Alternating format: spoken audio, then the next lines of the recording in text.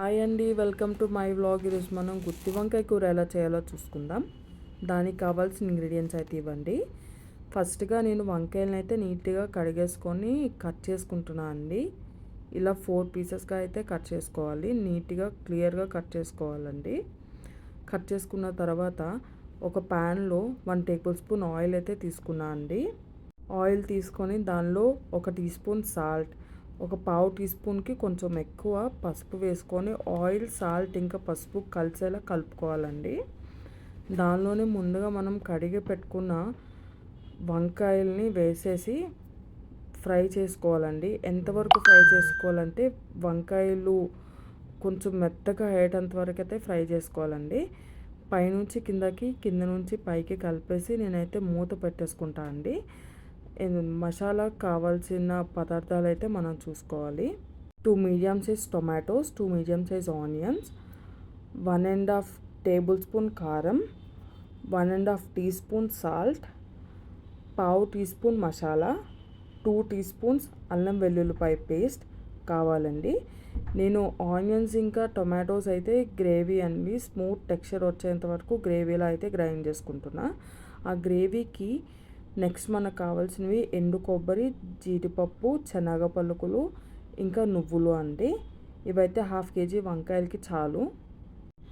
వీటిని మనం కొంచెం దూరగా వేయించుకోవాలండి. నువ్వులు కావాల్సి సపరేట్గా వేయించుకోవచ్చు కూడా మీరు. ఈలోపు నేను టొమాటో ఆనియన్ పేస్ట్ అయితే చేసేస్తున్నా అండి. ఇవన్నీ చేసేలోపు మన వంకాయలు ఫ్రై కూడా అయిపోయి చూడండి ఎంత మెత్తగా ఫ్రై అయ్యాయో. ఇంతవరకు ఫ్రై చేసుకోవాలండి. ఫ్రై చేసుకోవడం ఇష్టం లేకపోతే బాయిల్ కూడా చేసుకోవచ్చండి, వాటర్లో సాల్ట్ వేసుకొని.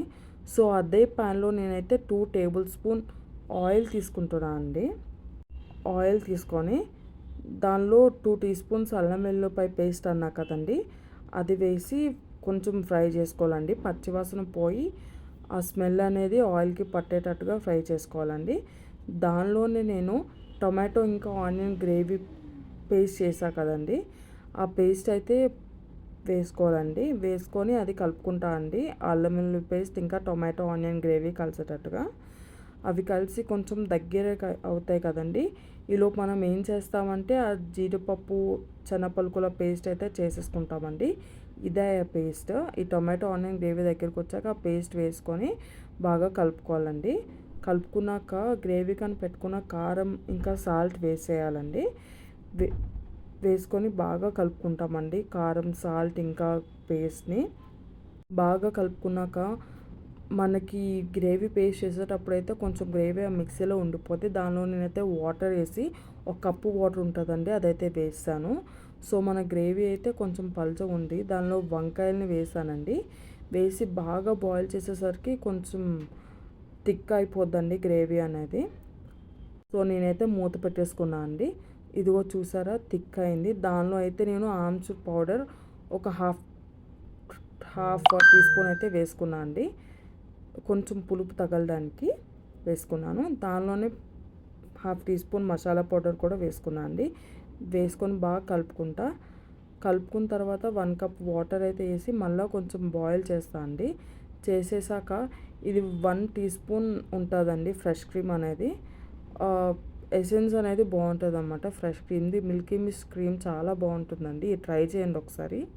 ఇదైతే వేసుకొని కలుపుకున్నాను అండి. సో ఇంకా నేను ఆపేస్తున్నాను అండి. ఫ్రెష్ క్రీమ్ వేసాక ఎక్కువ బాయిల్ అవ్వకూడదు. సో అయితే ఆపేసాను నేను. ఆపేసి మూత పెట్టుకుంటామండి. ఆ వేడికి ఇంకొంచెం మగ్గేలా నీట్గా. నాకు స్మెల్ అయితే చాలా టెంప్టింగ్ వస్తుందండి. సో వీడియో అయితే అయిపోయింది. Like, share and subscribe our channel అండి.